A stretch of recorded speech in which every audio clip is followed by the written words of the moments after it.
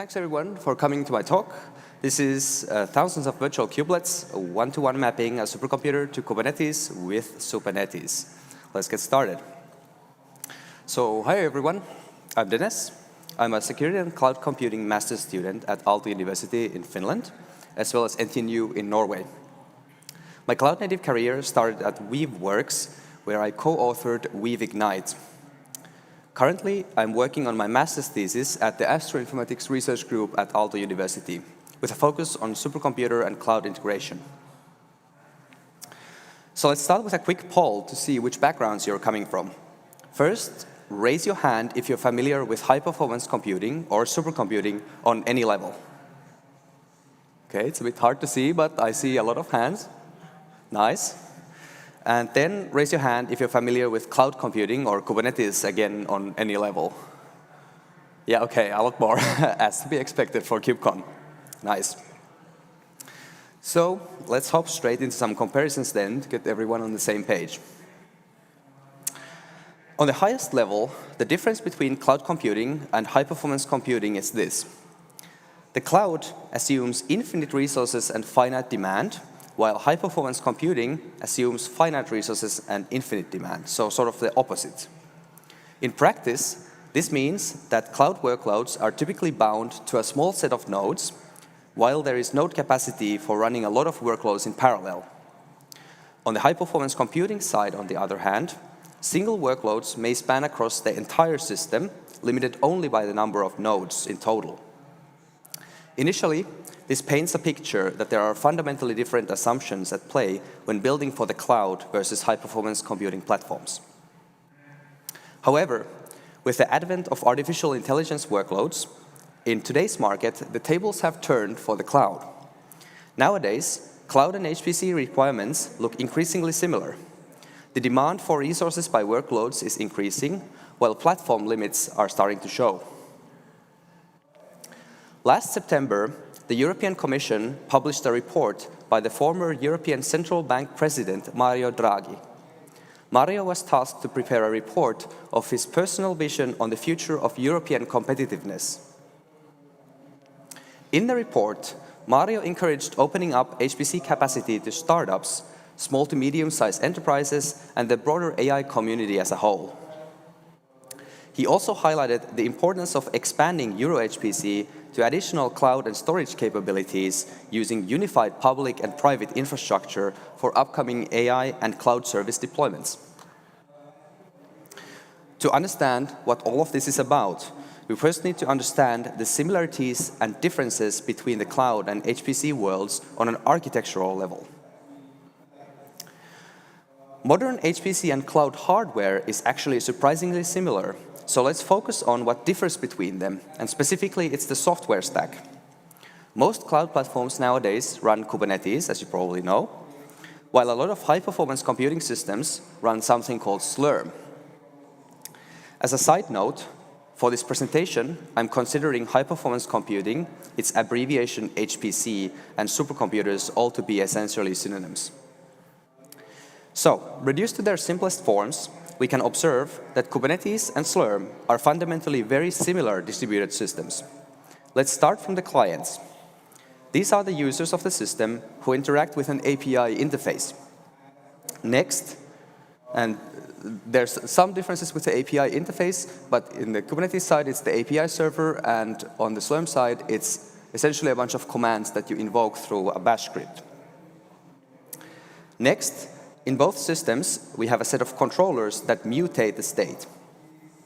To keep track of that state, including, for example, the workloads deployed by the users, both systems rely on a database. And finally, both systems have a set of node agents, one on each node, which handle the actual execution of the workloads. The main difference between the two lies in which components communicate with which other components. As already mentioned, Kubernetes has the API server, which essentially manages everything. All the components connect to it, while in Slurm, it's a little bit more complicated, essentially. However, even if the architectures look quite similar on the component level, the high-level architectures and goals are actually quite different. Kubernetes' strengths lie in its versatility and reconciliation. You can deploy Kubernetes basically anywhere, and its self-healing abilities make sure that the system keeps running through upgrades and partial failures. On the other hand, Slurm, as an HPC scheduler, has its strengths in scheduling large-scale multi-node workloads and optimally handling the complex hardware topology present in modern HPC systems and supercomputers. On the drawbacks, Slurm definitely exposes a lower-level abstraction compared to Kubernetes, which currently has somewhat limited interfaces for hardware control. And also, while the community is hard at work at improving the ease of deployment, setting up a Kubernetes cluster, especially on HPC scale, is still a somewhat involved process. I'll also highlight two particular key drawbacks in the Slurm ecosystem that I'll be focusing on today. Based on the experiences in my research group, the HPC software stack is much more fragile compared to Kubernetes, and for example, software upgrades are not seamless. So both sides have some key benefits, but unfortunately also drawbacks. What if we could merge the two, communities and ecosystems, gaining the advantages of both while minimizing the disadvantages of either? Around a year ago, this was the starting point for my master's thesis research. My quest to map the HPC and cloud integration landscape started on the LUMI supercomputer. LUMI is the 8th fastest supercomputer in the world at the moment, and is located in my home country of Finland. However, through my exploration, I quickly gained the knowledge that LUMI is one of the trickiest supercomputers for this kind of research. None of the existing solutions that I tried would work, so the scope of my thesis suddenly expanded quite a lot. Introducing Supernetes. Supernetes is my master's thesis project that aims to bridge the gap between the cloud and HPC. Supernetes is a so-called transparent bridge which connects a Kubernetes environment and a Slurm environment together. And crucially, Supernetes actually works on LUMI. Here's the architecture of Supernetes. There's a lot to take in, so let's do a step-by-step walkthrough of how this works. So you have a Kubernetes cluster on the top and an HPC environment, in this case LUMI, on the bottom. On LUMI, we have a set of nodes. Here I'm representing them as LUMI G node 1 and LUMI G node 2. When you deploy Supernetes, it itself consists of two components. You have the controller, which is running in your Kubernetes cluster as a pod, and then you have the agent, which is just a process that you start on a login node. The login node on an HPC system is essentially just an endpoint where you SSH into in order to run workloads on the machine.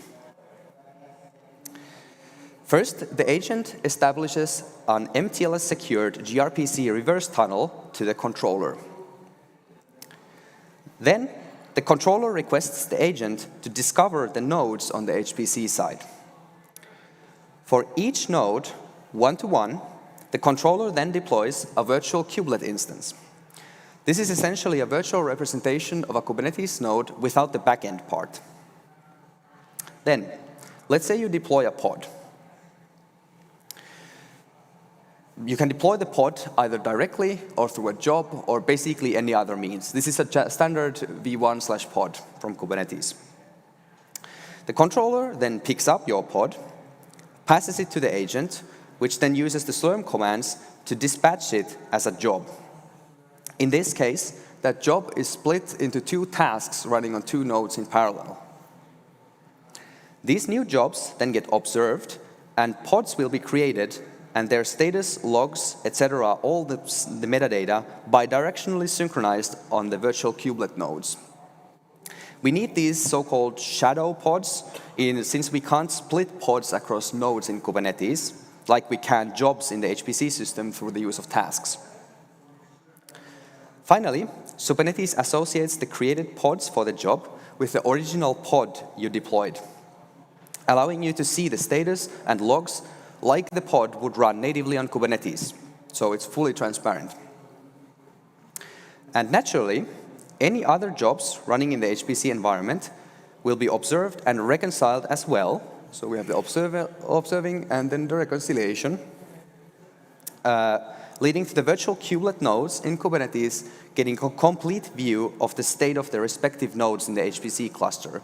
And this is important if you use schedulers on the Kubernetes side so that they can use the node and pod metrics in order to do smart scheduling decisions, for example. This wouldn't have been possible without the great cloud-native GitOps tool FluxCD, or simply Flux, which I modified and integrated into Supernetes to achieve consistent synchronization. And I'll also highlight all the work put into the virtual kubelet project, which is the backbone for mirroring the entire HPC system into Kubernetes in the first place. All right, let's jump into a demo. Hopefully this works. There's a lot of moving parts. Okay, it's visible. Great.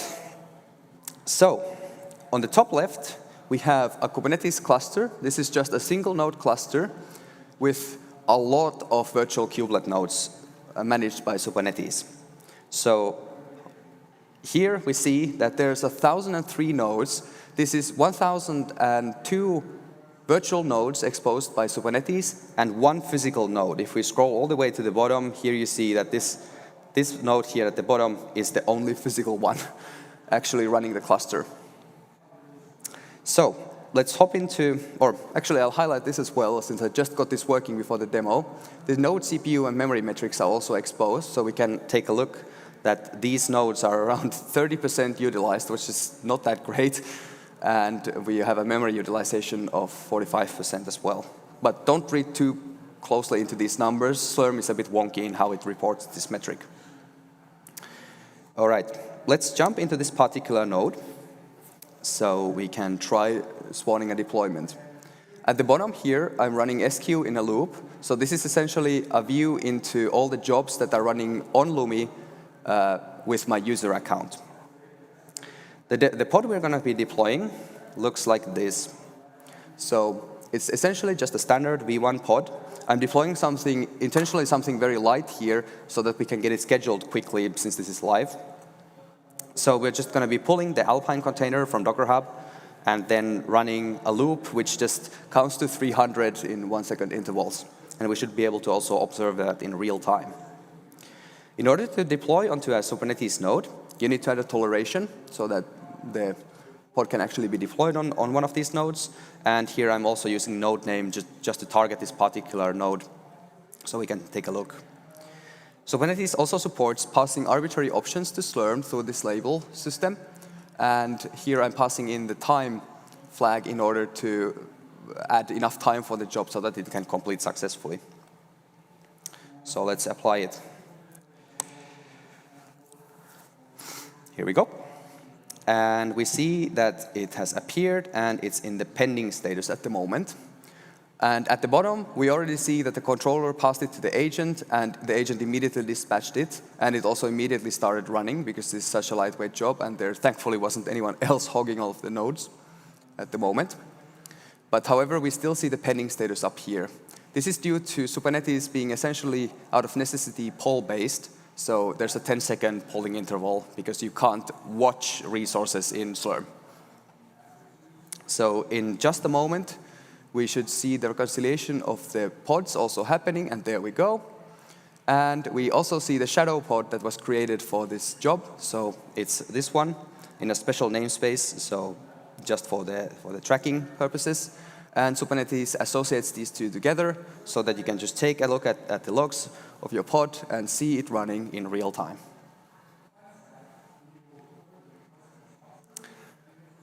That's the demo.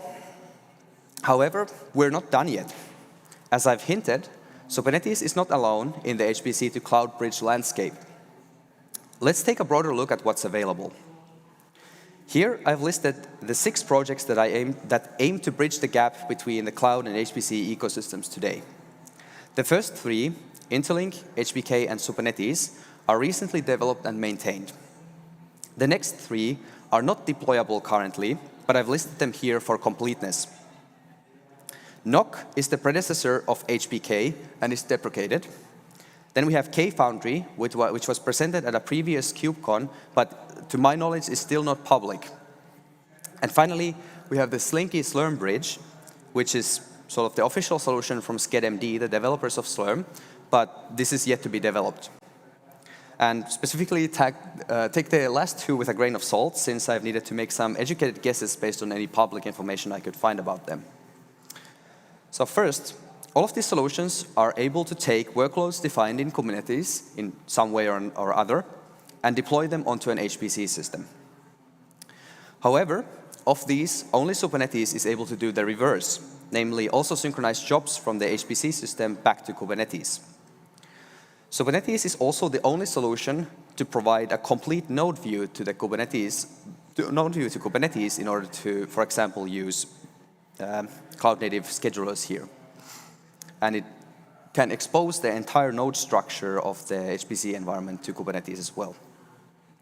And finally, there's a firewall typically in place on HPC systems, and especially on LUMI, this is a challenging aspect for all of these bridge solutions in general. The yellow warnings here are not necessarily deal breakers, but might require some elaborate workarounds. And for Slinky, this can't yet be evaluated.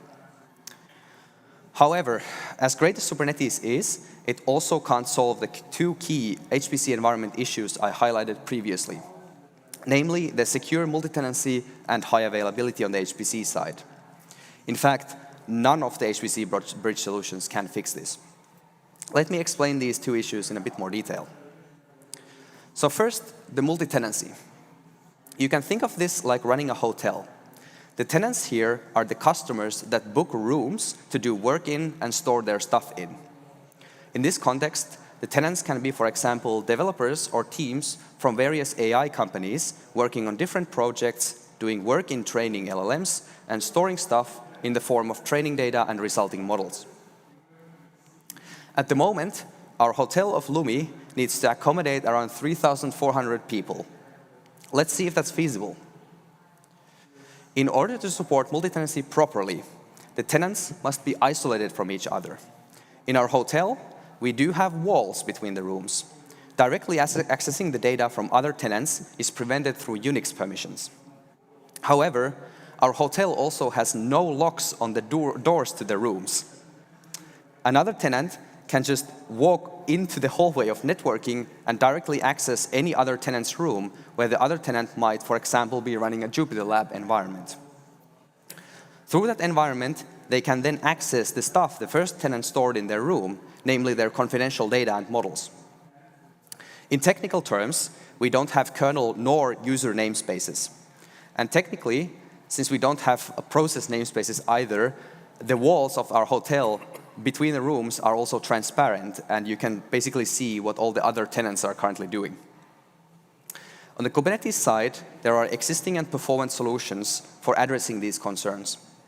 You can install locks for your rooms by taking advantage of, for example, network policies, SPIFFE, and Cilium. Containers also natively provide us with opaque walls by default, since they isolate your processes. Let's next discuss the high availability concerns. Unlike the cloud, hardware faults and software upgrades in the HPC space often involve downtime, unfortunately. This is a screenshot from my email inbox listing all the issues with LUMI over the past year, where red entries are associated with downtime. In terms of cost efficiency, let's do a bit of napkin math. So LUMI has a total cost of 150 million euros and a planned lifespan of 5 years. We can calculate an amortized yearly cost of 30 million euros a year. If we count it this way, the cost of 1 day of downtime is around 82,000 euros. This here represents 28 days of continuous downtime. So first of all, think about if your cloud platforms would just go offline for a month. That sounds a bit crazy. But if we use the same formulas here, this works out to 2.3 million euros of essentially unusable capacity on the HPC system while software is being upgraded. And the successor for LUMI has already been planned and allocated 250 million euros.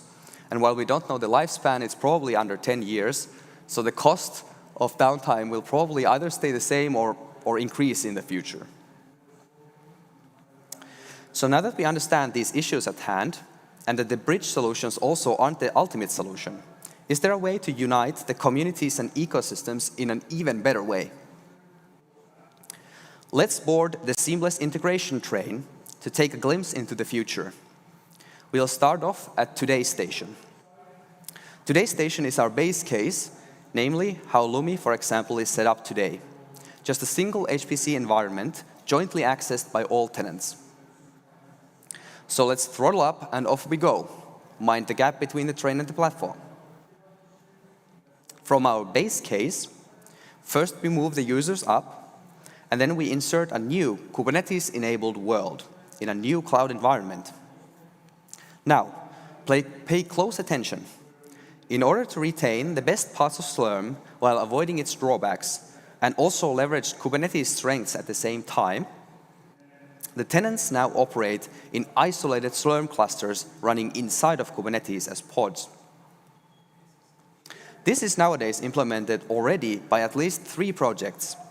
We have the Slinky Slurm operator, not to be confused with the Slinky Slurm bridge, both SCED-MD products. And then we have Sunk by CoreWeave and also Soperator by Nebius AI. However, obviously we still want to utilize the actual HPC hardware that is currently managed by an existing Slurm installation on the bare metal. This is where HPC-to-cloud bridges, and especially Supernetes, come into play. Supernetes aims to be able to expose the underlying hardware to Slurm, our underlying hardware and Slurm, to Kubernetes faithfully enough in order to support running HPC schedulers within the Kubernetes cluster. It is a key component for essentially exposing a sort of large enough Kubernetes cluster to evaluate the new environment atop the existing software stack. And with this, we've arrived at stopgap station. This marks an intermediate checkpoint that is achievable today with minimal disruption to existing HPC customers and platforms. However, we can still go further. From a stopgap station, we can now do something interesting. When we are ready to commit, Supernetes, together with the underlying bare metal installation of Slurm, can actually be entirely eliminated. And finally, Kubernetes can be dropped down to control the hardware directly. At this point, we've achieved our goal of combining the advantages of the cloud and HPC while minimizing both of their individual drawbacks. But why stop there? On the side, we've also gained the superpower to run the cloud-native batch ecosystem, alternative HPC schedulers such as Flux Framework, or even completely custom pipelines. And thanks to various multi-cluster solutions in the Kubernetes space, connecting this new hybrid environment to an external cloud is also no longer an issue. No more hacky bridges needed, and no need to reinvent the wheel either. Just a single, unified, and modern platform to build the future of supercomputing on. And with that, we've reached the final station. This architecture has a lot of potential. It empowers communities from both the HPC and cloud ecosystems to unify their efforts, benefiting all the projects in the stack and making them more accessible to everyone. We gain improved security, better automation, broader ecosystem support, better utilization on the supercomputer hardware thanks to the accessibility improvements, and finally, reduced downtime and costs, just to mention a few advantages. So to conclude, we, as a community, need to start thinking about connecting HPC to the cloud today. Right now, we already have a set of HPC bridge solutions, including Supernetes, to act as a stopgap. As we transition towards better solutions, we need to take care to improve the security posture and high availability of HPC in the process. I also hope to have convinced you today that Kubernetes is an excellent candidate for addressing these challenges. There is no need to reinvent the wheel. It's just a matter of the communities coming together for the greater good. And finally, if this presentation piqued your interest, hit me up. I'm working on finishing my master's thesis on Supernetes, and I'm looking for interesting job opportunities to make this transition a reality. Thanks.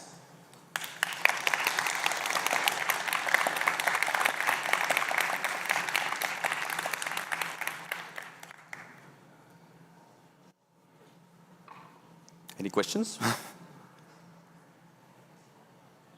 Okay, coming.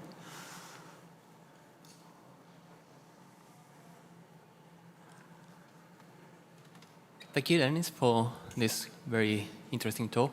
I have one question. Which kind of applications are supported right now? Because I suppose there should be a gap in how the pod that are running in Slurm are connecting or are sharing a network with a Kubernetes cluster.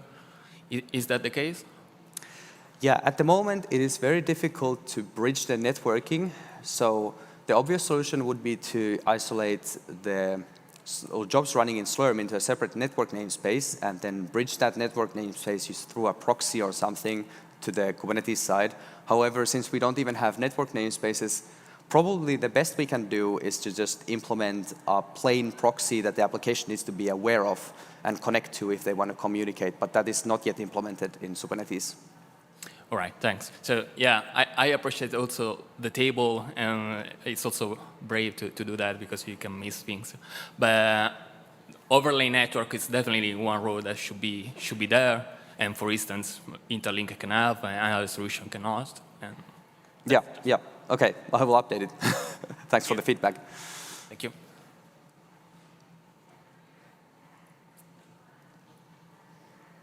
You talk about bringing Slurm, HPC, and cloud communities together. What was the first reason or the reasoning in your supercomputing center, LUMI, that started them and you on that path?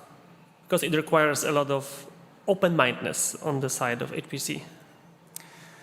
Yes, and it's a bit of an uphill battle with that. So I'm trying to get hold of the people to motivate in considering this transition. And that's why I also presented sort of a couple of intermediate steps that are non-disruptive to the HPC environment so that we can evaluate whether this is feasible and also what kind of changes we need on both the HPC side as well as on the Kubernetes side in order to make this transition seamless. So for example, at the moment, Kubernetes doesn't necessarily have all of the fine-grained control that Slurm exposes on HPC hardware that are required for some workloads. But did your people at LUMI have the real use case for it? The use case here comes from essentially the users of LUMI. So this started from my research group. And I've also chatted with a couple of other people who are frustrated with the difficulties of connecting these HPC systems such as LUMI to the cloud in order to run, for example, batch operations like training. So they have their existing infrastructure, customer management, front ends, back ends, databases, etc. on Kubernetes, and they want to integrate their AI training and inference backends with HPC ecosystems, and that's kind of difficult to do with the way you need to SSH in and run a lot of scripts at the moment. Okay, thank you. So I was wondering if there's another take on integration with cloud native and more batchy workloads. So we have a bunch of users who are familiar with Slurm, and I was sort of thinking maybe an sbatch wrapper that could create job sets that can be scheduled by queue might be fun. I've already thought about this, and yes, this is very much an option and also a really fun thing to think about, so that we don't need to run the entirety of Slurm in a pod like clusters, entire Slurm clusters, but essentially just implement the bare minimum front end and then directly maps into Kubernetes native resources. The users get what they're used to. Yes. Yeah. Yes. And I'm hoping that DRA is going to, over time, give us a bit more of the flexibility with absolutely. Device scheduling. Yes, this heavily relies on DRA and also the fine-grained aspects, the fine-grained control aspects of DRA. And maybe a difficult thing with LUMI specifically is also that it's AMD-based. So the AMD GPU operator is kind of an essential part that needs to support DRA and all the InfiniBand, etc., that needs to happen in the Kubernetes space as well to make this a reality. I think there's some cool stuff to get involved in that, especially with the NIC scheduling as well. Yes. DRA and networking. So. Yeah. Absolutely. Good talk, by the way. Thanks.